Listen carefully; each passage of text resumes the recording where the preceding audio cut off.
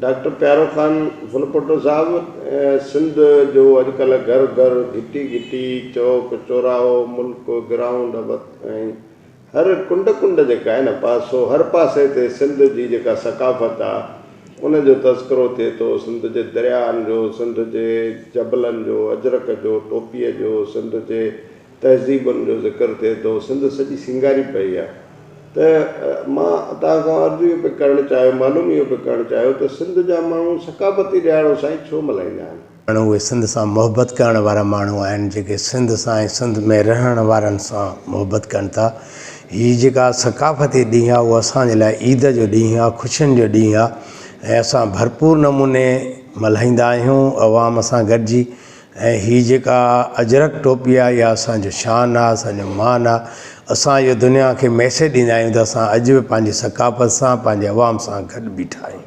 सिंध जे सकाफ़त ते हिकिड़े उर्दू ज़बान जे टीवी एंकर जॾहिं अटैक कयो त उनजे रद्द अमल में सिंध जे माण्हुनि वधीक ज़ोर शोर सां अजरक टोपी ऐं ॿिया जेके लिबास आहिनि उहे पाइणु शुरू कया या पंहिंजे सकाफ़ती शयुनि जो निमाउ शुरू कयो। पर तव्हां खां इहो पिया अर्ज़ु करणु चाहियुमि त सिंध जे सकाफ़त जो ॾींहुं मल्हाइण सां जेके सकाफ़ती शयूं आहिनि उन्हनि ते कहिड़ो असरु पियो आहे, या सकाफ़त जी जेका इंडस्ट्री आहे जीअं अजरक इंडस्ट्री वग़ैरह उन्हनि ते कहिड़ो असरु पियो आहे? जेके अजरक इंडस्ट्रीज़ आहिनि उन्हनि में त जेको फिनांशियल वाधारो आयो आहे ऐं माण्हुनि सकाफ़त खे उजागर कयो आहे। हूअं कुझु मख़सूस माण्हू जेके असांजी सकाफ़त खे पंहिंजो अजरक ओढ़ाईंदा हुया, टोपी पाईंदा हुया। हाणे सिंध जो हर माण्हू शऊर रखण वारो माण्हू अजरक टोपी पाए थो, जीअं सिंधी सॾाए थो ऐं सिंध जे हुजण जो हिकिड़ो सबूत ॾिए थो। अजरक टोपी असांजे सिंध जे हुजण जो सबूत आहे। साईं, जेको हीउ सकाफ़ती ॾियारो आहे इन जे मल्हाइण सां सिंध जी जेका ॿोली आहे, सिंध जी शाइरी आहे, सिंध जो जेको अदब आहे उन में बि का बहितरी या हुबल वतनी वधी आहे?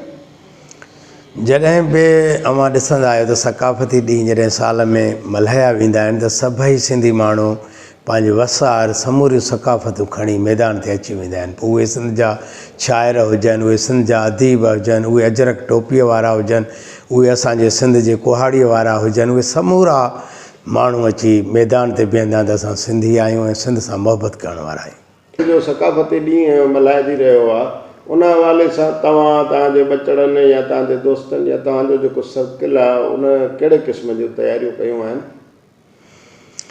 असां समूरनि ईद जी तयारियूं कयूं आहिनि। अजरक टोपियूं मार्केट मां ख़रीद कयूं आहिनि ऐं सिंध सकाफ़त जे प्रोग्राम में शिरकत करण जो प्रोग्राम जोड़े वेठा आहियूं। जिते बि 5 तारीख़ ते प्रोग्राम थींदो, सकाफ़ती ॾींहुं मल्हाए वेंदो, उन्हनि समूरनि प्रोग्रामनि में शिरकत कंदासीं, ख़ासि करे खैरपुर ज़िले में। डॉक्टर प्यारो ख़ान साहब, सकाफ़ती ॾींहं ते तव्हां सभनि जे तइदाद में दोस्तनि खे टोपियूं पाराईंदा आहियो, अजरक विराईंदा आहियो या हिन क़िस्म जूं ॿियूं गिफ्ट जेके आहिनि उहे कंदा आहियो, त आख़िर सकाफ़ती शयुनि जो तोहफ़ा पेश करे छा महसूसु कंदा आहियो, छा पैगाम ॾियणु चाहींदा आहियो?